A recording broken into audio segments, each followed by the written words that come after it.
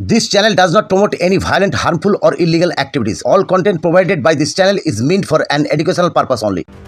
গতকাল জেইউপি প্রধান হুমায়ুন কবির মধ্য হাওড়ার টিকিয়াপাড়ায় একটি নতুন দলীয় অফিস উদ্বোধন করতে আসেন। সাংবাদিকদের প্রশ্নের উত্তরে তিনি বলেন, আমি শহরের বাইরে ছিলাম, আজ হাওড়ায় এসেছি, আগামীকাল কলকাতা যাব। নবান্নের আসন দখল করাই আমার পরিকল্পনা। তিনি বলেন 2011 সালে মমতা বন্দ্যোপাধ্যায় বিশাল জনগোষ্ঠীর সাথে মিলে বামফ্রন্ট সরকারকে উৎখাত করার জন্য একটি জোট গঠন করেছিলেন। বর্তমানে তৃণমূল দলটি পুরোপুরি দুর্নীতিতে ডুবে গেছে, মানুষ এটা বুঝতে পেরেছেন, তাই এখন সরকারকে উৎখাত করতে হবে। তিনি বলেন, তৃণমূলকে উৎখাতের প্রস্তুতি আমি নিচ্ছি। যে ভোটার অ্যাকাউন্ট করা হয়েছে, এই ভোটার অ্যাকাউন্ট উনি ইমপ্লিমেন্টই করার সুযোগ পাবেন না। উনি 14.5 বছর রাজ্যের মুখ্যমন্ত্রী। আমার কাছে সঠিক তথ্য আছে যে মুসলিম মাইনরিটিদের যে যে জনবসতি, যে সংখ্যা, সেই সংখ্যার যে অ্যালটমেন্ট সেন্ট্রাল গভর্নমেন্ট দেয়, সেটাকে উনি কনভার্ট করে অন্য জায়গায় খরচা করেন। উনি বলতে পারেন যে উনি কেন মুসলমানদের ফান্ড অন্য জেনারেল ফান্ডে নিয়ে গিয়ে খরচ করে? ওটা ওনার বলার ক্ষমতা আছে? উনি একদম মিথ্যাচারী মহিলা। পশ্চিমবাংলার ভোট নিয়ে পশ্চিমবাংলার মানুষের কর্মসংস্থান শেষ করে দিয়েছে।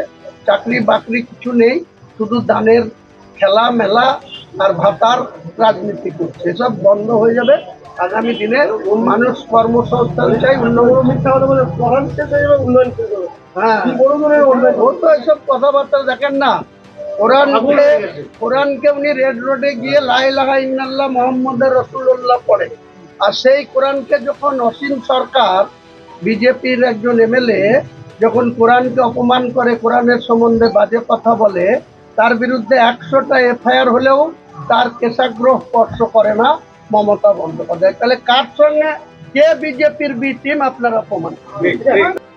দক্ষিণ 24 পরগনা, উত্তর 24 পরগনা, কলকাতা, নদিয়া, এছাড়া মুর্শিদাবাদ, মালদা, বীরভূম, উত্তর দিনাজপুর, দক্ষিণ দিনাজপুর, কুচবিহার, আলিপুরদুয়ার, জলপাইগুড়ি, দার্জিলিং, সব জেলারই আমাদের কম বেশি প্রার্থী থাকে। নিশ্চিত থাকুন 25 তারিখ অবধি আমরা নিজেদের মধ্যে বসে ঠিক করে নেব।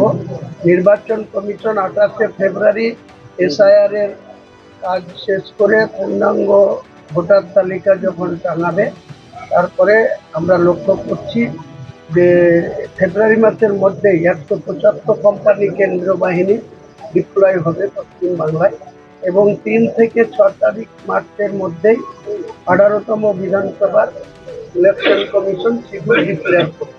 তখন আপনারা দেখতে পাবেন জনতা উন্নয়ন পার্টির নেতৃত্বে 182টা আসনে আমরা লড়ব, এবং আমাদের টার্গেট পশ্চিমবাংলায় 148 সরিয়ে 162 আসন।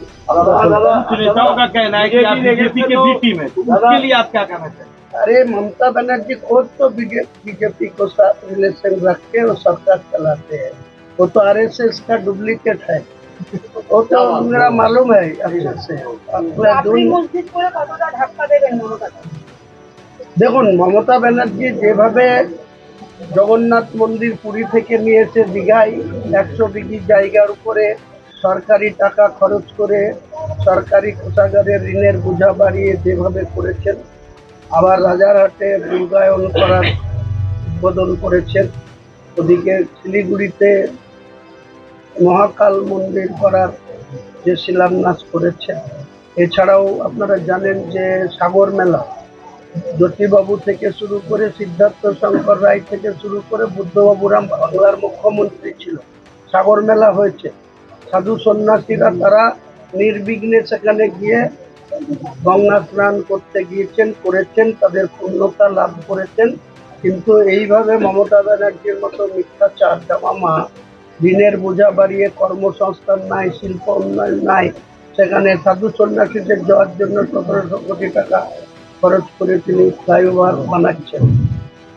10,000 দিয়ে শুরু করেছিল দুর্গা পুজোর অনুদান, 1,10,000 2025 সালে দিয়েছে।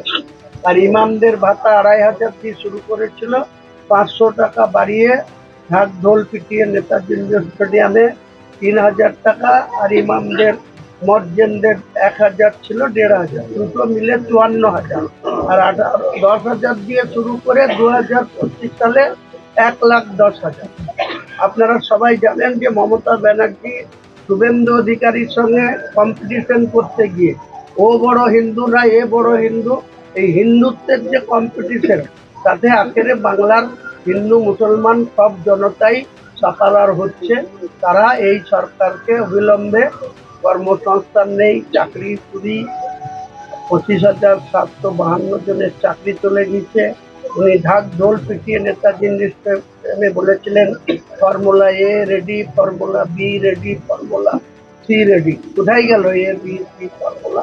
কাজে আগামী দিনে এই মিথ্যাচারের জবাব বাংলার মানুষ, 7,66,00,000 ভোটার ছিল, 58,20,000 মাইনাস হয়েছে, আরো 6 লাখ মতো যদি যারা এদের রাজ্য সরকারের ভুল পদ্ধতিতে ফর্ম ডাউনলোড করার জন্য, অ্যাপসে লোড করার জন্য আননেসেসারি ভোটারদের হিয়ারিং এর নামে হয়রানি, সেটাও একটা মমতা ব্যানার্জির চালাকি বা মিথ্যাচার। এটা বিজেপির সঙ্গে আন্ডারস্ট্যান্ডিং করে এটা করছে। এসব করে পার পাবে না মমতা ব্যানার্জিকে। আগামী দিনে বাংলার গদি ছাড়তে হবে। বাংলার মানুষই মমতা ব্যানার্জিকে সরকার থেকে